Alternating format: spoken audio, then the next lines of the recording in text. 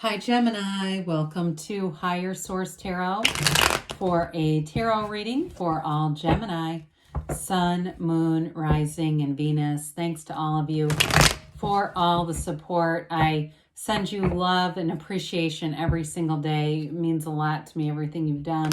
And I love reading, so we'll keep doing it. If you are new here, welcome. I post new readings on Friday, then again on Monday. So if a reading doesn't resonate, come back in a couple of days. You can watch a new reading. Fridays are a general reading.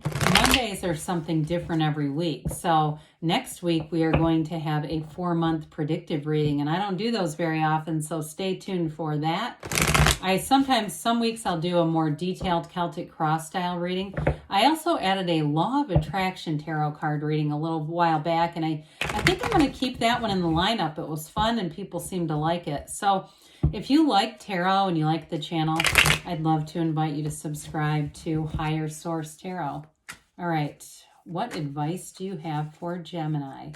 Sun, Moon, Rising, and Venus. What does Gemini need to know, please, for the best and highest good of all concerned with Gemini? Messages for Gemini.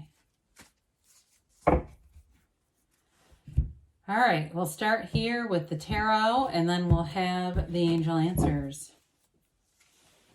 We've got the Queen of Swords, the World, the Four of Pentacles, the Eight of Swords, the High Priestess, the Knight of Cups, the Ace of Pentacles, and you've got the Lovers. Very nice. I love to see you in your own energy. Well, you've got 3 major arcana here.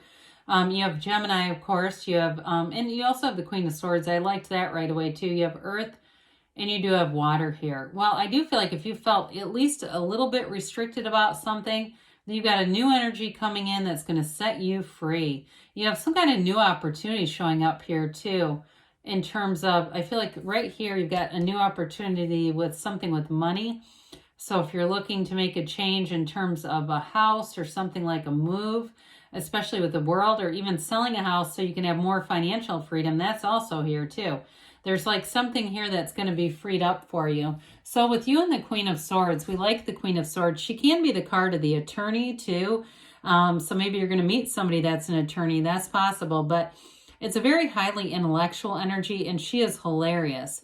So you're really going to be on your A game in terms of your humor. And I feel like you're not trying too hard. You know that. Gemini doesn't need to do that anyway, but you know, when somebody's really trying hard to be humorous and it's just kind of falls flat, this is like you are going to find that people are going to give you feedback about this, guaranteed.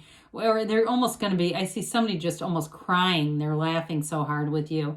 I wouldn't have minded to see the Queen of Wands here. That would have been fun together. There's definitely an energy that's very compatible. But if you have a fire sign friend, I do feel like you're going to have fun with them. So with this Queen of Swords, though, she has been wounded. I get a little bit too much into the positive right away.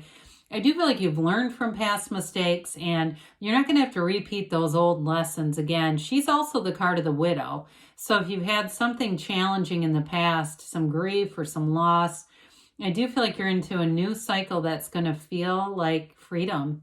And grief can be so heavy, can it? I mean, it's just part of, I guess it's an indication of our own human capacity to love. It's really, I think nothing teaches us more about life than death itself. So with this, I do feel like you may have learned some tough lessons or experienced some difficult things along the way. And talk about a freedom and a new happiness. We have to show these.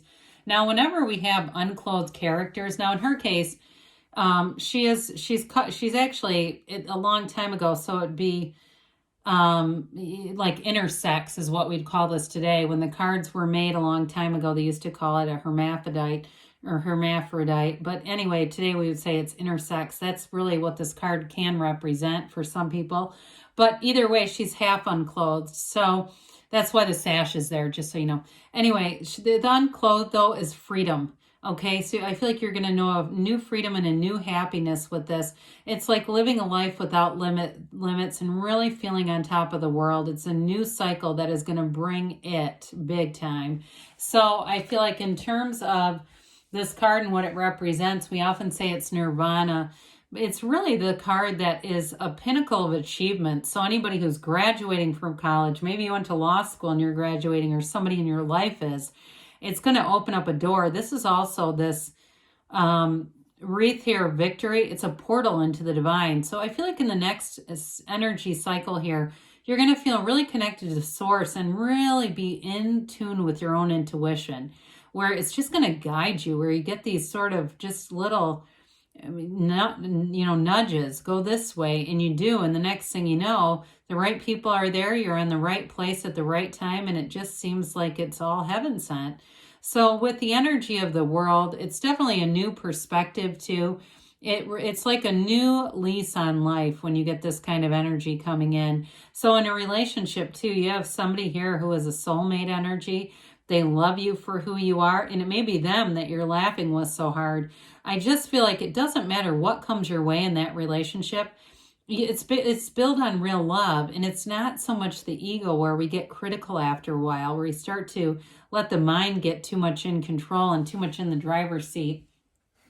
Well, the Four of Pentacles, for some of you, it might be order of your finances. Fours are about measurement and order, and the Pentacles are about money. So if you've been a bit more conservative lately, I do feel like you're going to get an increase in money. Be careful not to get too focused on the conservativeness of this. We don't want to get into lack conscious. Okay, what I feel like somebody's doing, and this actually is good, is as they were conservative, they were noticing how much more money they had.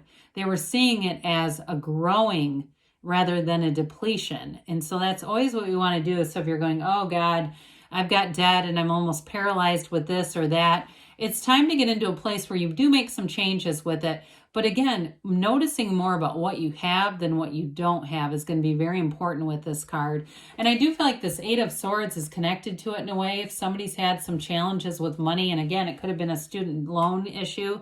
It's amazing to me how much nowadays, I won't get into this too deep, but now I understand the student loan crisis when I see what little amounts are given to kids going to college. And then, of course, we, in education, discourage skilled trades. So it's like push everybody to college. And sometimes that's not always the best idea. But either way, I do feel like there was something restricted around money. It doesn't feel so much as a restriction around a relationship, unless your focus was money. Or again, somebody, if you were grieving too, it may have felt like it's just been a difficult, challenging period. Either way, though, I do feel like you're walking free of this, okay? It's time to step out of it. And to some extent, the Lovers is also called the choice. So it may be a choice too, as things lighten up, the energy eases up and lightens up. You find yourself attracting more fun, more hilarious interactions, and you kind of just get swept away in this new energy. So the High Priestess comes in, and we like the High Priestess for a lot of reasons. She brings in balance with that even-armed cross, and of course the two pillars that are flanking her. It's going to be a time where you see the truth about a lot of things. She is the card of the psychic. She's very calm and kind of a passive energy, but I still feel like you're taking some action with money. It may be, like I said, you may have been more passive in the relationship realm. However, this is also law of attraction. The way that her crown touches those pomegranates indicates bringing heaven to earth. And the Hermetic teaching is prima materia. Matter comes from the mind. This is an energy of the subconscious. You have it here too a little bit with the Lovers, pardon me, and getting dream interpretations. So be very aware, because your subconscious and your mind are communicating. So be aware of what you're putting into it. But she holds that book of Torah on her lap, the laws of life. So you have a wonderful access, and it's also a new cycle to the power that creates worlds in this new cycle. Well, the Knight of Cups comes in, and Knights are here of service. This one's here to fill up your love cup, especially if it needs it, Gemini. You're being divinely guided towards somebody. It's an energetic connection. It's already put in motion. And so with this, it's a card of the dreamer, though. He's got a very daydreamy energy. It's using your mind to set your intentions, know that the universe hears you, and feel those feelings of having it already. I talk about this from time to time. Neville Goddard taught this, really seeing it as if you're in the situation from your first person perspective, bring in all the tones of reality, how it would feel, how you would what you would be wearing, but almost looking down at your clothes, like what you would have on, how you would look, but not from a third party, through your own eyes. And so really get into that picture as if you're living it. And that's what influences the subconscious. So the Ace of Pentacles comes in to bring a new chapter in love and money. And it feels like luck, but it's really alignment. You're going to have something very stable for the long run here. I do feel like any financial shifts are going to carry on for the long term. I don't see you going back to being restricted in terms of money, but also in a partnership too. It's like I said, it's somebody that you're really going to have deep love for, deep feelings for. And with this Ace of Pentacles, I mean, it's energy. Love doesn't die. We just decide to turn away from it. With this, you keep turning towards it. So with the Lovers, you and your own energy connected to this beautiful Archangel Raphael. And the Lovers is a card of a very deep, meaningful relationship. You do have somebody coming in. It changes your life. It's a true partnership. And it's one, like I said, where you overcome obstacles. You don't focus on the problems in this relationship. Now, in a career path, too, it's a career that flourishes. It's a match either way. It's like a match made in heaven.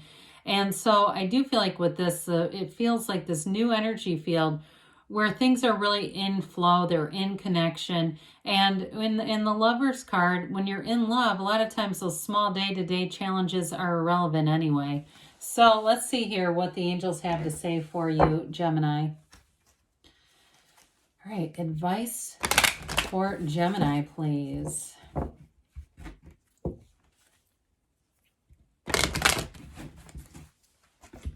Okay, messages for Gemini. What else does Gemini need to know? You've got to ask for help from others. So there may be something important with that. Maybe the Queen of Swords is going to be somebody who is connected to you as well. Somebody who gives good advice. Queen of Swords does give good advice, by the way, if you believe. So ask, believe, receive. Improving health. So I definitely feel like you're in an emotional, mental, and spiritual release period. So everything is improving. They say take action, and you've got a yes, that emphatic yes. You create your own reality, Gemini. So you can have, do, or be anything. Good things are on the way for you. I love you, and I'll be back again soon.